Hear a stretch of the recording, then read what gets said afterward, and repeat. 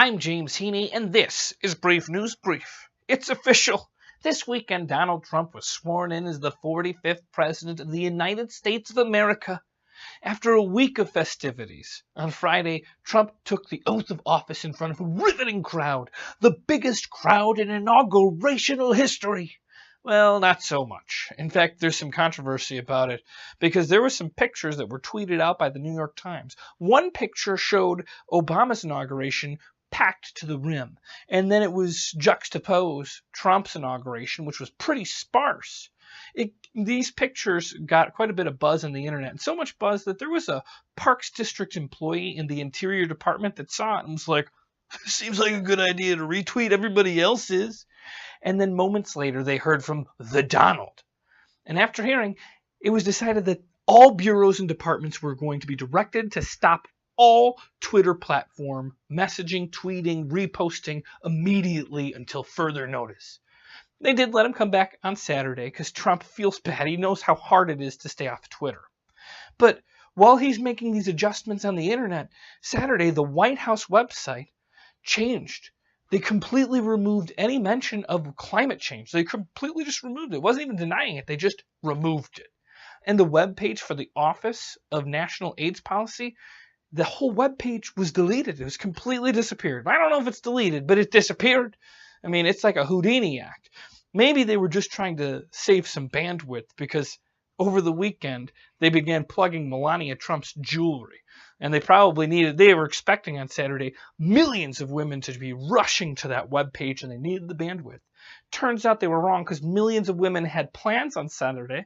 On Saturday, millions of women across the country, across the globe, they marched together in the Women's March. It was the biggest march. The biggest march. And the biggest of the marches took place right here in Los Angeles with 750,000 women, well, people. A lot of them were women, but I've heard rumor there were some guys sneaking in too. In D.C., there was 500,000.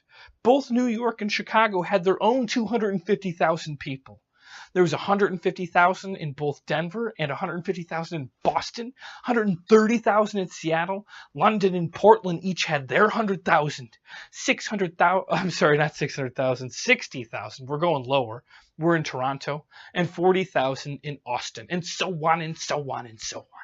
On Saturday, after all these people were marching the day after the inauguration, he had his press secretary, Sean Spencer, call a special press conference. That was his first interaction with the press, in fact.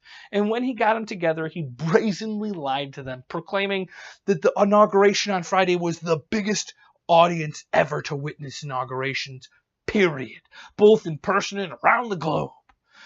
But on the other hand, crowd experts estimate that Trump's audience was far fewer than the million that he said. It was, in fact, lower than the amount of people that came out and marched with the women on the following day. Then on Sunday, Kellyanne Conway told Meet the Press that everybody's just taking this too seriously. Spicer was just providing alternative facts to what the media had reported. White House press briefings are supposed to be, access journalism, in which official statements are taken at face value and then breathlessly reported as news. It seems that in the Trump era, the relationship between the press and the president is going to be, complicated. We'll see what happens because there's actually another press conference today. Perhaps that one will be more about what Trump's going to do in his first week of office and not about crowd size arguments. But I don't know. Who knows?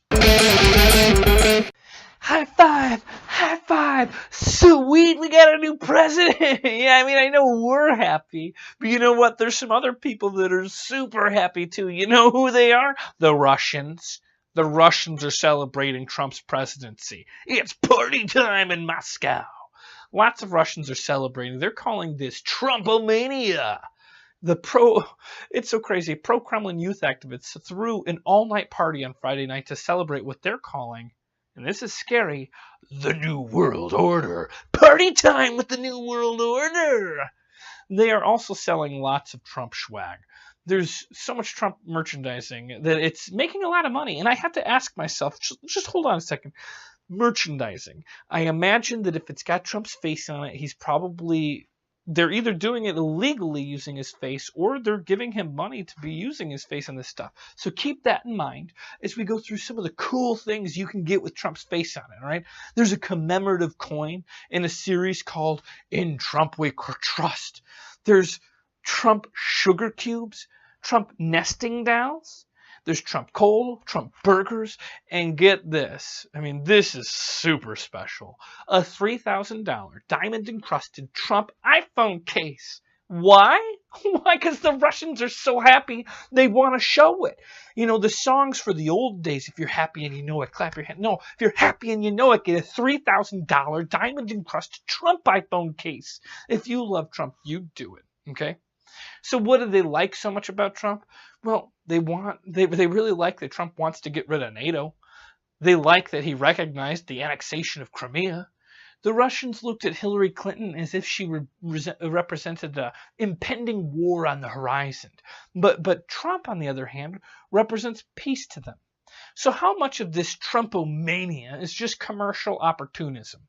You know, like when a team wins a Super Bowl, all of a sudden everybody wants to get a cup in this. Is it commercial opportunism? I don't know. There also seems to be a genuine surge of enthusiasm for this moment. There's clearly some commercial opportunism, but they have a bit of a crush on the man, it seems. Others, on the other hand, are skeptical that this new hot fling of theirs will wear thin soon. And like any relationship, in a few months from now, the United States is going to go straight back to an adversarial relationship with Russia. Sure, Bernie Madoff might be in prison for the next 150 years, but that hasn't stopped him from making a buck. He's controlling a brand new market. It's in the yard. These days, it's in the schoolyard.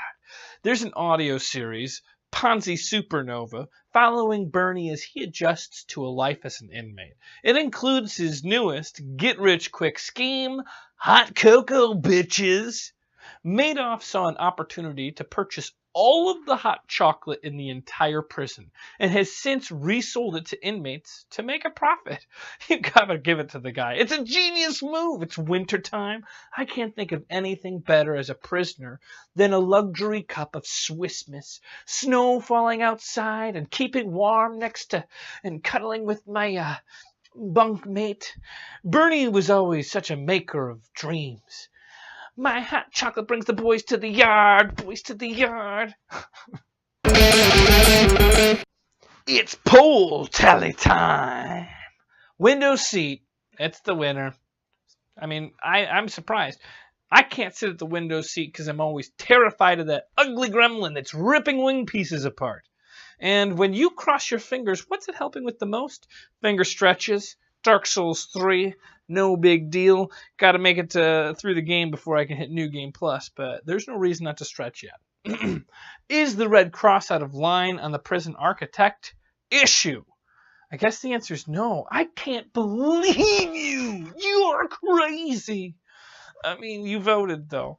I mean, I don't know what votes I'm more surprised with, but you agreeing with the red cross is a jaw dropper, right? New polls.